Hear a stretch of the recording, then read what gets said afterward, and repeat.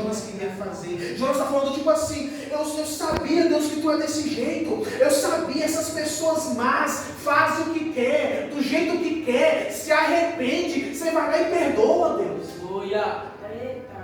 Eles fazem o que tu quer, vivem do jeito que quer, aí vai lá e aceita Jesus e é a mesma coisa. Claro que é, irmãos. Deus perdoa, Deus transforma, Deus salva. Não importa o passado, não importa o que foi feito, Deus renova. Deus faz nova todas as coisas. Jesus contou a história dos trabalhadores. Ele chegou no trabalhador e falou: você vai trabalhar o dia todo, é R$100. O outro chegou meio-dia, é R$100. O outro chegou 6 horas, é R$100. Tem justiça, irmãos? Não. Ele combinou no começo que era R$100. Ou seja, a salvação, quem aceitou Jesus nasceu no meio evangélico, quem chegou no meio da vida e quem chegou lá no meio de morte, vai para o mesmo céu. Amém, irmão? Amém. Você fica feliz com isso? Ou você fica pensando bem assim, esse povo é muito esperto. Já vi gente falando isso. Vive do jeito que quer, aproveita a vida, na hora de morrer quer se arrepender. Você não sabe o risco que essa pessoa levou a vida toda de morrer e não dá tempo. O que ela estava em jogo. E você não sabe também que esses prazeres da vida, você sabe, são momentâneos, passageiros. A pessoa sofreu muito mais do que nós. Porque o vazio é cada vez mais alto. Então não aproveitou, foi coisa nenhuma. Você tem que falar para esse que pena. Aceitou Jesus só no final, ó. Se fosse igual nós, que teve o privilégio de desde o começo. Glória a Deus, é verdade. Então, queridos, é isso que Jonas achava que Deus era vingativo igual ele. Jonas queria que Deus fosse só Deus de Israel, irmãos. É Deus. Só que Deus não é Deus só de Israel, não. Deus é Deus de todas as nações. Abraão, eu estou te chamando aqui, mas em ti serão benditas todas as famílias da terra. Deus não tem nacionalidade, Deus não tem preferência, Deus não faz acepção de pessoas. Quem faz é o ser humano. Deus não trata alguém melhor porque tem mais, porque vive num lugar melhor, porque tem uma boa condição, porque é loiro, porque é olho claro. Não. Deus não faz acepção de pessoas, mas Jonas fazia. Como missionário, Jonas tinha que estar alegre, irmão, sim ou não?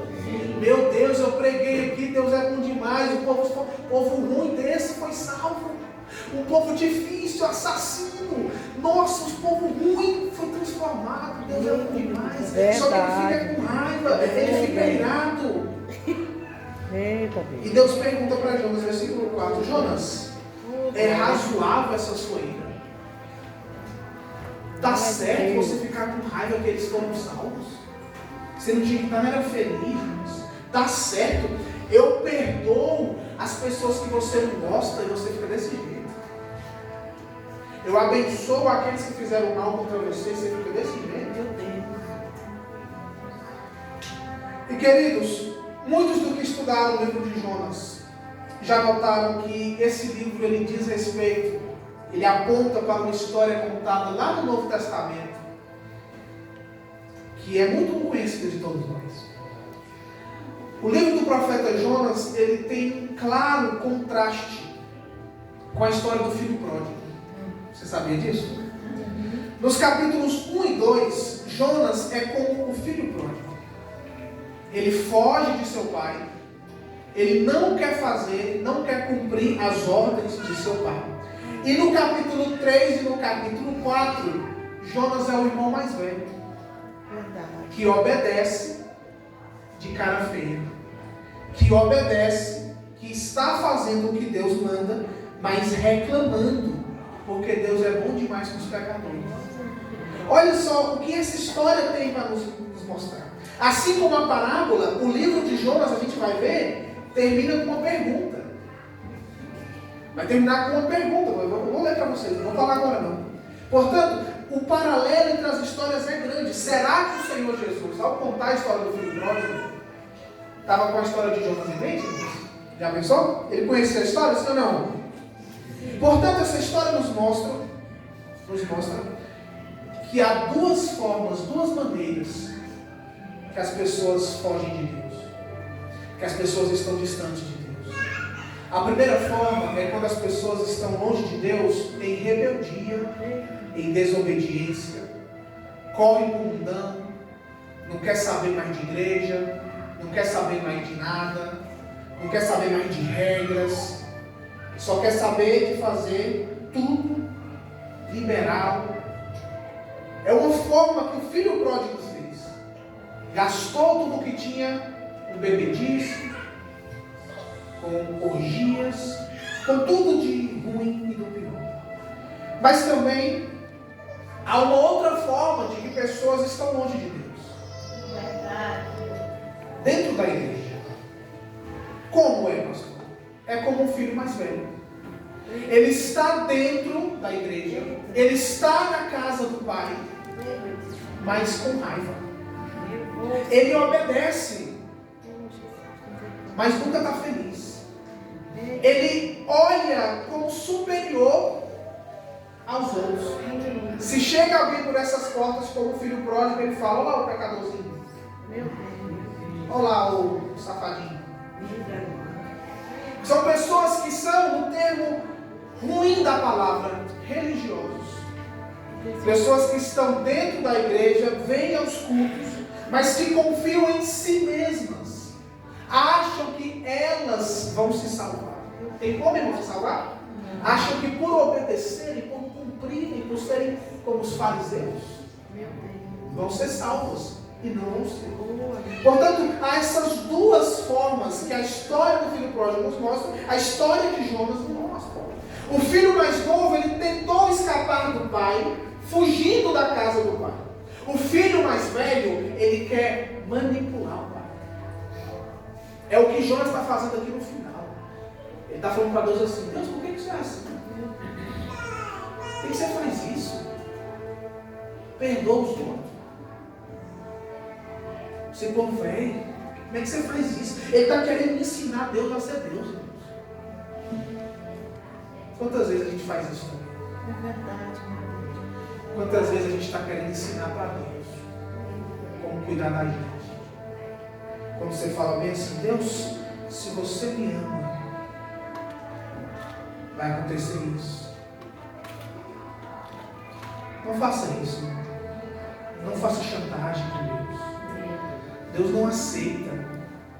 Não tem como você colocar Deus na parede. Glória a Deus. Não reclame. Aleluia. Não questione Deus. Obedeça. Entenda. Se humilhe na presença do Senhor. O filho mais velho, ele se acha melhor do que o pai. Ele meio que fala assim: se eu fosse o pai, entendeu? Eu não faria isso. Enquanto as pessoas às vezes falam: como é que Deus faz isso? Não falam essas palavras, né? Mas se eu fosse Deus, eu não faria isso. Nós precisamos ter muito cuidado, queridos. Mas aqui a gente entende que o filho mais novo, ele não amava o pai. O filho mais velho também não amava o pai. Um estava longe e não amava, o outro estava perto e não amava. Não respeitava. Um estava desobedecendo, tentando escapar. O outro estava obedecendo, mas estava perdido. E Jonas, ele cumpre aqui os dois papéis. Mas continuando, versículo 6, veja comigo. Versículo 6. Então o Senhor Deus fez crescer uma planta por cima de Jonas, para que fizesse sombra sobre a sua cabeça, a fim de o livrar do seu desconforto. E Jonas ficou muito contente por causa da planta. Olha só. Mas no dia seguinte, ao amanhecer, Deus enviou um verme que atacou a planta, e ela secou. Quando o sol nasceu, Deus fez soprar um vento muito quente. O sol bateu na cabeça de Jonas de maneira que ele quase desmaiou. Então pediu para morrer, dizendo: para mim é melhor morrer do que viver. Então Deus perguntou a Jonas: você acha que é razoável a sua ira por causa dessa planta? E Jonas respondeu: é tão razoável que eu quero até morrer. E o Senhor disse: você tem compaixão, olha só, você tem compaixão da planta, que não custou nenhum trabalho, que não a fez crescer. Uma noite ela nasceu, na noite seguinte desapareceu. E você não acha que eu deveria ter muito mais compaixão da grande cidade de Nínive, em que há mais de 120 mil pessoas que não sabem distinguir a mão direita e a mão esquerda, e muitos animais? E termina como? Com uma pergunta. O livro de Jonas termina com uma pergunta. Então, depois de tudo isso, Jonas se ira contra Deus. E Deus faz com ele exatamente o que fez com os ninivitas, né? Perdoa Jonas, faz crescer uma sombra, um ar fresco, fica tranquilo. A planta cresce, faz uma sombra, e Jonas fica alegre. Oh, meu Deus. Olha como é que está o coração do profeta. Primeira vez que ele fica alegre no livro. Os marinheiros foram salvos, Jonas não ficou alegre. Os ninivitas foram salvos, Jonas não ficou alegre. Mas veio uma plantazinha, fez uma sombra para ele. Ele fica alegre. Ou seja, só pensava nele mesmo. O que importava era só o seu umbigo. Os outros se explodam. Cada um por si. O que importa é a minha sombra, a minha água fresca. Primeira vez que ele fica feliz. E então, quando Deus tira, Deus é tão grande que ele manda no grande peixe, ele manda no vermezinho, né? O vermezinho vai lá, seca a planta, e Jonas fica irado. Pede para morrer porque perdeu a sombra. E Deus fala: Jonas, de novo? É inacreditável. Olha a ira que você está tendo por causa de uma planta. E Deus pergunta para Jonas: você tem mais compaixão da planta do que dos ninivitas? Você se importa mais com uma plantinha que você não plantou, nasceu num dia, morreu no outro, do que com 120 mil almas perecendo? Irmãos, isso aqui fala muito forte com a gente. Quantas vezes a nossa preocupação são com coisas tão pequenininhas, e tem gente às vezes lá na nossa casa que está perecendo, e tem gente às vezes dentro da nossa casa que está perecendo. Tem gente que eu acho que ama mais animais do que pessoas. Sabe? Tem gente que fala isso. Eu prefiro meu cachorro do que gente. Eu prefiro minha gatinha do que gente. Não fala isso não. Não fala isso não. Uma vez fizeram um teste social, uma pergunta para várias pessoas. Se você estivesse no rio e tivesse lá o seu cachorro se afogando, cachorro que você cuidou desde pequeno, já está com uns 12 anos, a vida toda, e uma criança, quem você vai salvar? A criança. Muita gente respondeu o cachorro. Só quem respondeu, a maioria dos que responderam que ia buscar a criança eram pais de família. Queridos, a gente precisa colocar as prioridades na nossa vida. Verdade. Quantas vezes o que tira o nosso sono são coisas desse mundo. O dinheiro tira o nosso sono, as preocupações tiram o nosso sono, mas uma alma perecendo não tira o nosso sono. É verdade. Quantas vezes a gente acordou para orar por aquele tio que ainda não foi salvo? Pelo pai, pela mãe, pelo marido, pela esposa, pelos filhos. Tanta coisa tira o nosso tempo, tanta coisa é motivo da nossa preocupação, tanta coisa está se passando na nossa mente, mas o principal muitas vezes fica de lado. É verdade. As almas muitas vezes ficam de lado. Precisamos reverter as prioridades, e Deus ele é muito generoso, irmão. Deus é muito compassivo, e isso é um elogio. Não é um defeito de Deus, que Deus não tem defeito. É bom que Deus seja compassivo. É bom que Deus seja do jeito que Ele ele é, porque se ele não fosse, irmãos, onde é que eu e você estamos? Você acha que é só os ninivitas que são ruins? Ou você acha que Jonas também só estava vivo por causa da graça de Deus? Você acha que os israelitas, ou o povo ruim era israelita? Sim ou não? Você acha que só quem está lá fora que é ruim? Sabe qual é a diferença nossa para quem está lá fora? Não é que a gente reconheceu, nós somos ruins mesmo. O lado de fora ainda vai reconhecer. E se ele tivesse reconhecido, ele estava aqui, igual nós, buscando. Senhor, perdoa porque eu sou ruim. Perdoa porque eu não mereço. Me ajuda, Senhor, porque sozinho eu não dou conta. A única diferença é que a gente reconhece: eu sou falho. Eu sou pecador.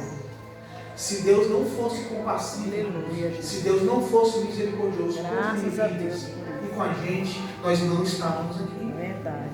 Ele se compadece dos perdidos. Ele fala bem assim: Jonas, eles não sabem diferenciar a mão esquerda da mão direita.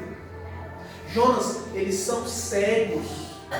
Eles fazem o que fazem porque eles não me conhecem ainda. Entendeu, Jonas? Vai lá, prega, fala de mim. Tem gente lá fora, irmãos, que não está aqui porque ainda não ouviu. Porque não conhece Deus verdadeiro. Porque está procurando lá fora o que só Deus pode dar aqui para ele. E você vai ser usado para trazer essa pessoa. E você vai ser usado para pregar para essa pessoa, para falar do amor de Deus para essa pessoa, do perdão na sua vida e na vida dele também. Isso aqui se parece muito com o que Jesus falou quando estava na cruz. Estava sendo crucificado e ele disse: Pai, perdoa-os. Eles não sabem o que estão fazendo. Ou seja, Senhor, não impute esse pecado deles. Eles têm tanto pecado, já não imputa esse de me crucificar. Olha a generosidade que Deus tem para com os pecadores. Portanto, queridos, para concluir, Jesus, ele é o profeta que Jonas deveria ter sido.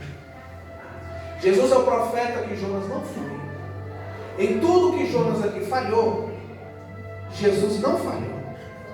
Jesus, olha só. Jonas chorou por uma planta e não chorou pelo povo. Jesus, ele chorou pelo seu povo. Quando estava passando por Jerusalém, ele falou: Jerusalém, Jerusalém. Oh, quantas vezes eu quis reunir vocês. Ele chorou. Mas ele não só chorou. Jonas nem chorou, né? Jesus chorou. E Jesus não só chorou. Jesus se entregou pelo seu próprio povo. Jesus morreu pelo seu próprio povo. Se entregou. Jonas saiu da cidade para ver se Deus ia destruir. Você acha que estava esperando o quê, irmãos? Você acha que estava esperando o quê? No pé do morro, esperando. Será que ele se arrepender? Será que vai dar certo? Jesus, ele saiu da cidade para ser crucificado. Ele foi crucificado fora de Jerusalém. O nosso Deus, ele é um Deus tão compassivo. Ele tem prazer em perdoar os arrependidos. Deus tem prazer em perdoar. Glória a Deus. A pessoa que pede perdão quer ser perdoada, sim ou não? Sim. Mas mais ainda é a vontade de Deus que tem de perdoar. Mais do que a pessoa tem de pedir, é a de Deus de perdoar. Graças a Deus. Portanto, irmãos, falhou, pecou, corre para os pés do Senhor. Aleluia. Não fuja. É mentira de Satanás que ele vai te perdoar. É mentira do inimigo que Deus é ruim. É mentira. Ah, não volta para a igreja não. Você fez isso, você fez aquilo. Não. O seu lugar é aqui. Se arrependa. Aleluia. Deixe. E você vai alcançar a misericórdia. Glória a Deus. Louvado seja Deus. Portanto, Aleluia. o final de Jonas é em aberto. Deus quer que Jonas olhe para si mesmo. Jonas, olhe para o que você está falando. Jonas, perceba, você está ficando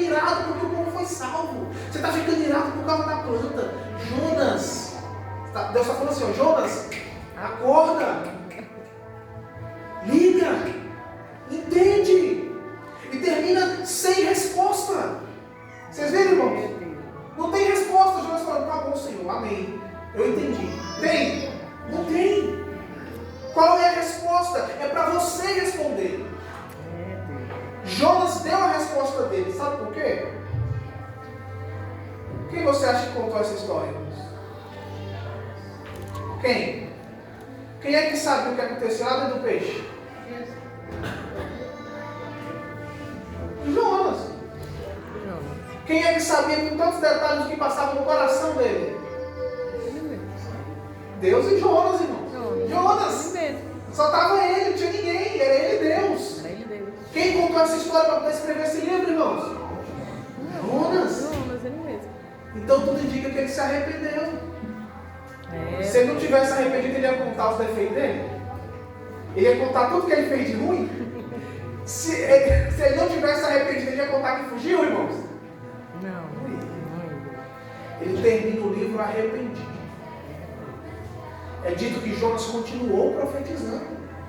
Ele profetizou no reinado de alguns reis. Ou seja, ele cumpriu o seu ministério. Aqui era o começo do seu ministério. Ele estava sendo ainda forjado. Aleluia. Jonas se converteu, irmãos. Glória a Deus. Jonas virou crente de verdade. Glória a Deus. E agora eu te pergunto, qual é a sua resposta? Essa história mudou a história de Jonas. É verdade. Que essa Aleluia. história possa mudar a minha e a sua. Glória a Deus. Glória a Deus. Fique em pé, por gentileza, vamos fazer uma oração. Glória a Deus.